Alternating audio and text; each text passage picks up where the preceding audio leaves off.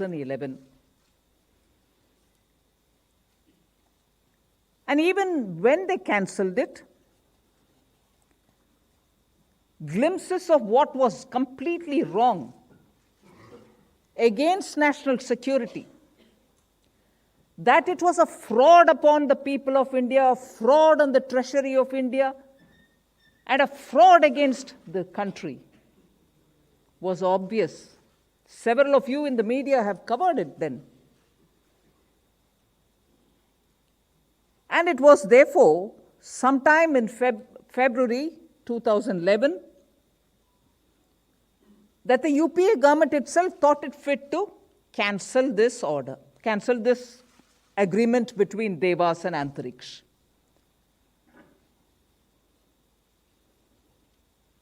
There are several statements given in that context by the Congress ministers then. And not to forget that that year, just a couple of months before the cancellation of this, a sitting minister was arrested in the UPA government. And that was also a big scandal. So the cancellation comes in the sequence of one scandal, minister gets arrested, the next scandal, where the agreement between Antariksh, which was part of the ISRO's own commercial wing, with Devas, which was a private entity, and giving away for pittance a rare S-band spectrum, which is only used largely by defense forces. So this kind of a selling of primary endowments, whether it is under the soil as mineral wealth, or wavelengths, or satellites, or spectrum band, and anything else, giving it away to the private parties and making a deal out of it, marks the feature of the Congress governments. And this today, after nearly 10, 11 years of struggle, we've had Supreme Court come out with a comprehensive order. Just a proof of how repeatedly the Congress party, when in power, misuses its position, allows blatant selling of resources of the government, resources of the people of India for pittance. The statements given then clearly tell you how brazen this attempt was. The cabinet didn't even know about such a brazen agreement, whereby 90% of yet to be launched satellites were already agreed and given away to private parties.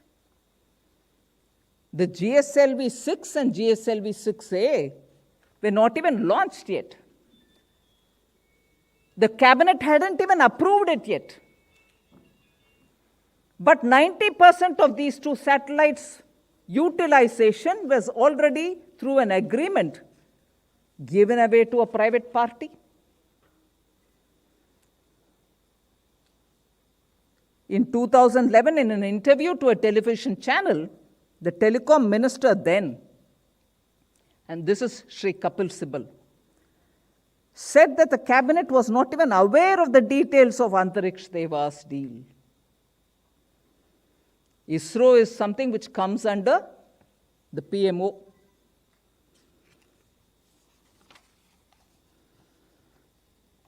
Dr. Manmohan Singh in February 24, 2011 says, there was no question of Prime Minister's office being asked to approve this deal. It never came to that level. Unquote. And it further says only the launch of 2 satellites came to the cabinet. It did come to the Space Mission Commission. But it, that is Devas Antariksh deal, was not mentioned even in the cabinet note. that there was a specific commitment under this agreement. The Prime Minister clarifies. What did Devas offer? That itself shows how blatant this agreement was and that it was a fraud. Just listen, today we have the benefit of hindsight. 10 years later, we know what are the kind of services which we are getting through telecom and what we may or may not get through the satellite, which is not in the reach of everybody. Devas offered a bouquet of services known as Devas services through a device called Devas device in a hybrid mode of transmission, which is a combination of satellite and terrestrial transmission, and which is called Devas technology, but none of which existed when they signed the agreement, nor existed when the agreements were cancelled, and probably to an extent doesn't exist even today. That's where the fraud begins. And the CAG, which comes out with a report in 2012, says, first of all, these are not within the scope of the SATCOM, which is Satellite Communication Policy, and approving of digital multimedia broadcasting or direct-to-home broadcasting. All these services are the prerogative of the Government of India. And no any one particular commercial entity belonging to any department could give that away. But Antariksh gave it away, did not tell the cabinet.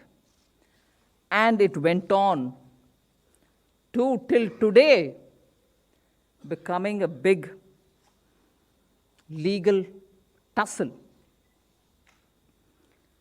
Of course, the CBI, since 2015, has got cases going on under the PCA, Prevention of Corruption Act. The ED has also come in with a first information report in 2015. Some assets were attached.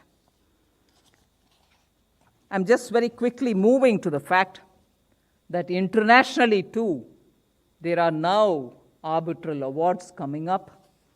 Just to highlight what this greed of the UPA has done. They may have cancelled the order in 2011, but Government of India under Prime Minister Modi is fighting in every court to make sure that this fraud doesn't get away. Do you want to know the irony of how this has been handled by the government? In 2011, when the whole thing was cancelled,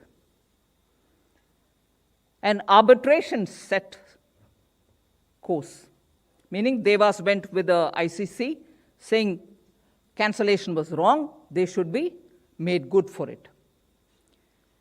In July 2011,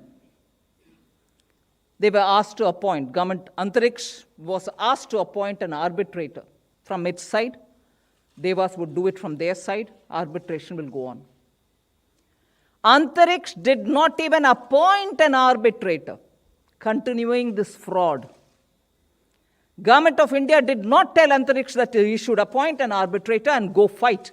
They did not, they just kept off, saying, whatever happens, let's see.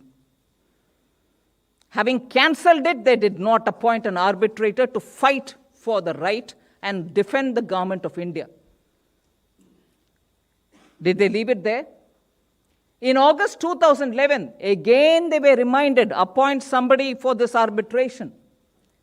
And they were given 21 days only to appoint an arbitrator to fight for it, so that the Government of India doesn't have to pay for having cancelled and rightly cancelled it. Even the 21 days went away, they did not appoint an arbitrator, which means what couldn't be given through the deal, through arbitration and everything else, the fraud that was perpetrated on us would get paid in the name of damages. That arbitration award had to come in 2015 after Modi's government comes and we take it up all in seriousness and fight from then. Even worse, even in 2011, for having given away the S-band, which is a very sensitive band, which is a spectrum band, which is very rarely used and by defense only, for having given away the S-band for a throwaway price, they did not even invoke national security when the arbitration began. It's an outrageous case whereby a rare endowment of the people of India, the S-band spectrum, the satellite which goes up, are all given away to petty cronies of the Congress party. Some of them were abroad, some probably within this country. And half-hearted attempts to bring justice to this case were taken up. I told you how they did not appoint an arbitrator. Even after reminder, they did not invoke national security as an important clause. That led to Devas becoming brazen and going to all the international courts and claiming damages. I'll just give you a picture of how much of damages they are claiming. You'll understand the seriousness of this matter. The domestic commercial arbitration between Devas and Antariksh is of roughly $562.5 million US dollars plus interest from 2015. The two sets of the shareholders, the Deutsche Telekom, I think, Singapore, and 3 Mauritius investors, have obtained awards using the bilateral investment treaty clauses. Each, meaning one has got 93.3 million US dollars, and the other one is 112 million US dollars. You can imagine what a scandalous agreement that was. A laid back, just get the problem out of my way kind of an approach in 2011 when they cancelled it. And even after that, when they did not appoint an arbitrator, and even after that, they did not even invoke national interest or national security, that till today, we are fighting one after the other to save taxpayers' money, which would have otherwise gone for paying all the damages because of this scandalous agreement. It was a fraud from the first place. And I'm glad that the Supreme Court has called it out. And simultaneously, let me remind you that the first generation bilateral investment treaties, which did not have very many clauses which are important for Indian investors, was brought to an end, terminated in 2015 after Prime Minister Modi came. It's become null and void since after 2016. A model BIT is now being negotiated with very many countries. And just to highlight to you what that first generation BIT did not have, and as a result of which we are facing a lot of trouble, is it had issues of taxation also being interpreted as part of being a part of BIT. Taxation can never be part of any of the agreements. It's a sovereign domain. Today, interpretations are being given even about taxation in such matters. Second, there's no chapter on investor obligation in any of those first generation BITs. Investor has no obligation. He may fulfill an agreement or not, but he can claim all the rights. Whereas the model BIT today includes all that. And national security could never be invoked, probably under the way in which that was drafted. So BIT is happily being touted and interpreted against our own interest. And I'm very grateful that the Prime Minister in 2015 said, no, we'll have to redraft all these agreements. And 2015, it was annulled, meaning effective 2016. Although, of course, the duration for which it had to run, it'll run, the grandfathering will happen for those who have invested during those times.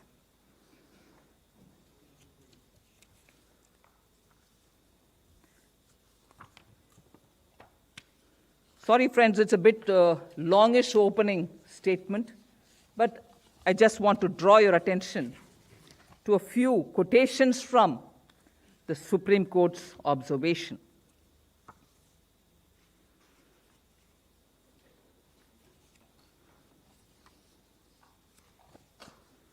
I'll just highlight one or two, and I'm sure many of you all would be able to take it from the judgment itself. I'll share the copy of the judgment with you all.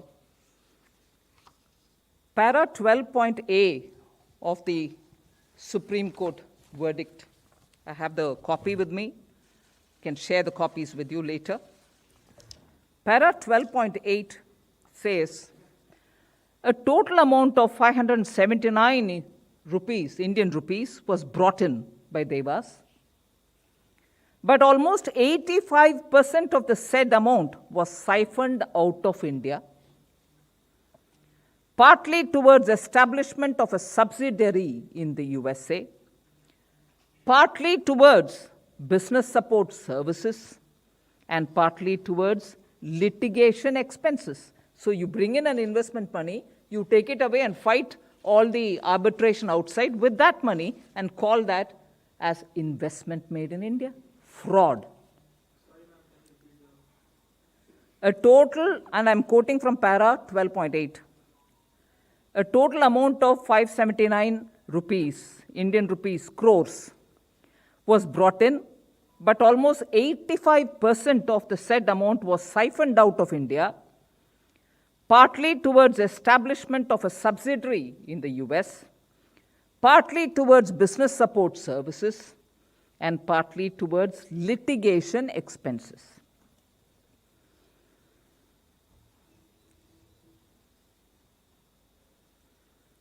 Para 12.8 again. The manner in which a misleading note was put to the cabinet. This is the Supreme Court order. The manner in which a misleading note was put to the cabinet, and the manner in which the minutes of the meeting of the TAG, the Technical Advisory Group, subcommittee, were manipulated, highlighted by the tribunal, also shows that the affairs of the company were conducted in a fraudulent manner.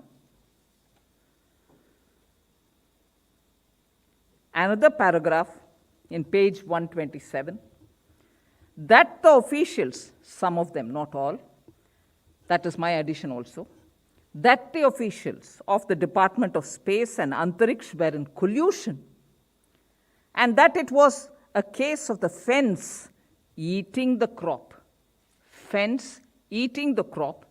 and also allowing others to eat the crop by joining hands with third parties.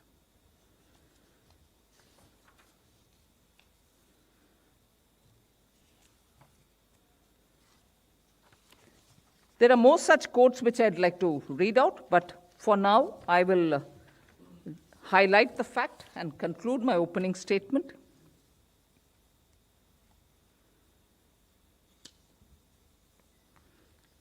Thank you, ma'am. Veerappa Moily ji, sorry, I had one little conclusion. Veerappa Moily ji, the then minister, in February 2011, 17th in fact, says, the government cannot afford to grant, I'm quoting, the government cannot afford to grant the S-band to anyone, including Antariksh, because of strategic reasons. That's Veerappa Moily ji saying then. The Prime Minister is not at fault, nor the government is at fault. Veerappa Moily ji again. This is a cabinet decision. What is a cabinet decision? The cancelling. So, knowing very well that a fraud has happened, cancelling it after it's come out in the public, if not in full, but at least partly, and then trying also to let it go and let the government of India pay the damages for it. And you saw the extent to which government of India has to pay damages, if at all. This fraud has not been established, and I'm very grateful that the Supreme Court of India brought this matter in a comprehensive order. Now we shall definitely take this order and defend our position, Government of India's position, that position where this order was cancelled even by UPA in 2011, 6 years after the agreement was originally signed, and make sure justice is done against this fraud which was perpetrated.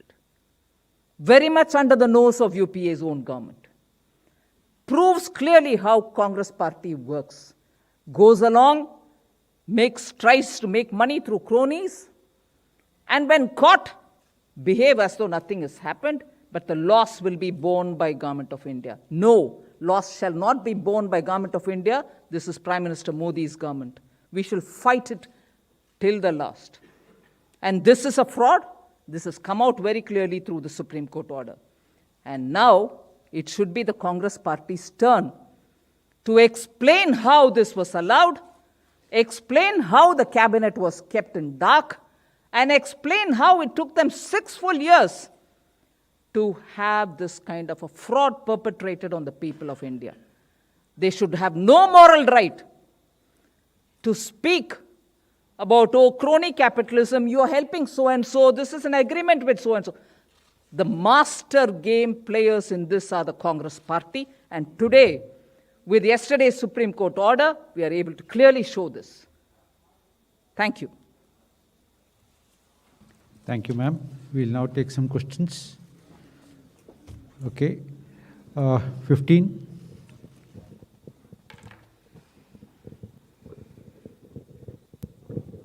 Very good evening, ma'am. Apna here from CNBC TV 18. Ma'am, 2 quick questions on the Devas matter. Does the Supreme Court judgment directing liquidation of Devas have a guiding force or a binding effect on the American Canadian courts hearing execution proceedings? Number 1. Number 2, ma'am, criminal proceedings launched by CBI ED against Devas haven't been taken to the logical conclusion yet, no conviction yet. How difficult will it be for India to keep the Canadian American courts from attaching Indian assets without a formal conviction, ma'am? Thank you, ma'am.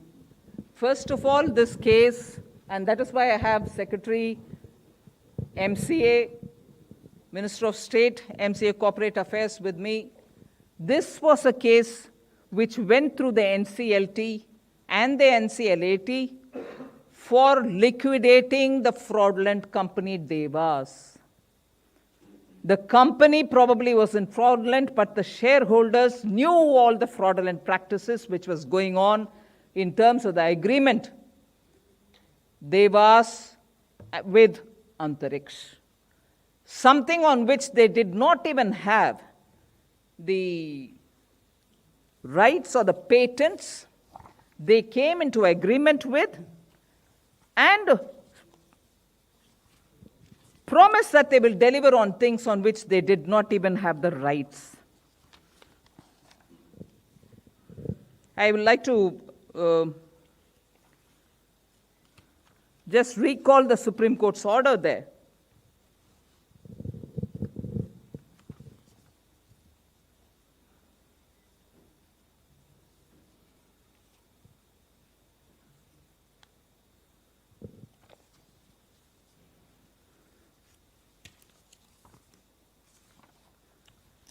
Just 1 minute, I'm sorry to take this time of you.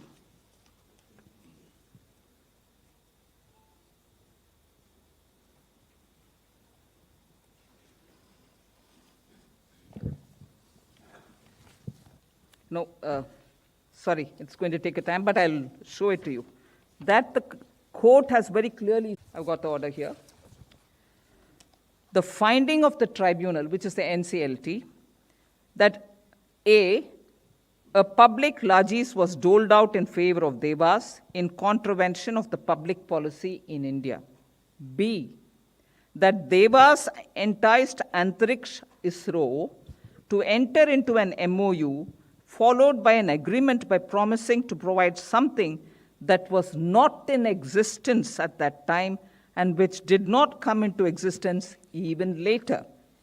C, that the licenses and the approvals were for completely different services. And D, that the services offered were not within the scope of SATCOM policy are actually borne out by all the records. This is in page 123 and 124. So, very clearly, the fraud has been established. So, this was for liquidating the company. And therefore, I was looking at that aspect and showing it. 176. Good evening, ma'am. Arup from Business Standard. Welcome. Ma'am, just last week, a Canadian court ruled that Air India is the alter ego of the sovereign of India and that Devas can go ahead and seize some assets of Air India. So, number one, how does yesterday's Supreme Court judgment affect this and what the government of India stance in this fight? And number two, will it impact the divestment, the privatization process which is going on with Tata Sons?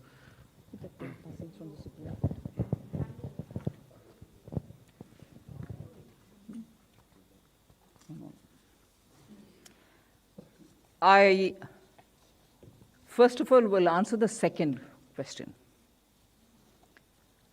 The Supreme Court, in its order, very clearly talks about even that, saying, will it send a wrong message to the investors if you pass this order about the fraud which has taken place?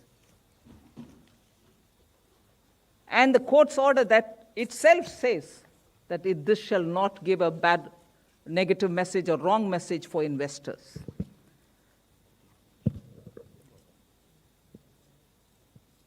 What it does say, and I quote here, paragraph 13.6, we do not know if the action of Antariksh in seeking the winding up of Devas may send a wrong message to the community of investors. But allowing Devas, this is very important, but allowing Devas and its shareholders to reap the benefits of their fraudulent action may nevertheless send another wrong message, namely that by adopting fraudulent means and by bringing into India an investment in a sum of rupees 579 Indian rupees crores, the investor can hope to get tens of thousands of crores of rupees even after siphoning off 488 crores of Indian rupees. You bring in 579, you take away 488, but you still think through these arbitration and court cases you can win tens and thousands of crores. Is a fraud, and therefore this paragraph 13.6 very clearly says that if this is not called out, which is what it does, it calls out the fraud. If this fraud is not called out, it will also send a wrong message that you can come to India with 579 crores, take away 488 crores, but still make tons and tons of rupees by just going to the court and winning cases. That's the fraud which has been called out. I'm grateful that law has taken its own course, but shown that India is not a land where you can come and cheat the people here. No? It itself shows that what a fraud it has been. And in fact, the Supreme Court has also said, in a situation of rule of law in any country, can a fraud of this kind be entertained? And therefore, a fraud of this kind cannot be entertained even in such claims.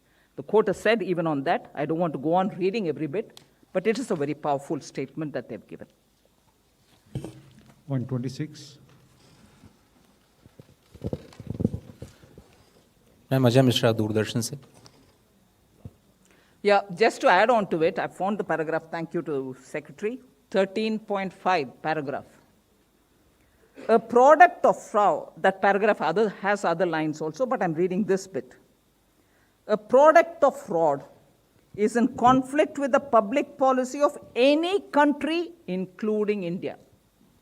The basic notions of morality and justice are always in conflict with fraud, and hence the motive behind the action brought by the victim of fraud can never stand an impediment. Yeah. Ma'am, अब सवाल यह है कि क्या अब इस company को liquidate करने की प्रक्रिया शुरू की जाएगी, नंबर 1। दूसरी बात यह कि कुल हर्जाना कितना देवास ने क्लेम किया है अंतर्राष्ट्रीय अदालतों में, और अब सरकार उसको किस तरह से फाइट करेगी? Thank you ma'am. हाँ, लिक्विडेशन का प्रोसेस शुरू हो जाएगा, मगर मैं रिक्वेस्ट करती हूँ सेक्रेटरी उसमें थोड़ा, क्योंकि वाइंडिंग अप की अब जो वाइंडिंग अप का ऑर्डर दिया गया था एनसीएलटी द्वारा, वो उसके बाद उसको चैलेंज एनसीएलटी में हुआ और 19 जनवरी को ही एनसीएलटी अपॉइंट कर दिया था। 25 मई को वाइंडिंग अप ऑर्डर एनसीएलटी ने दिया था और उसके बाद वो चैलेंज हुआ तो एनसीएलटी में ये अपील भी डिसमिस हो गई थी 8 सितंबर को।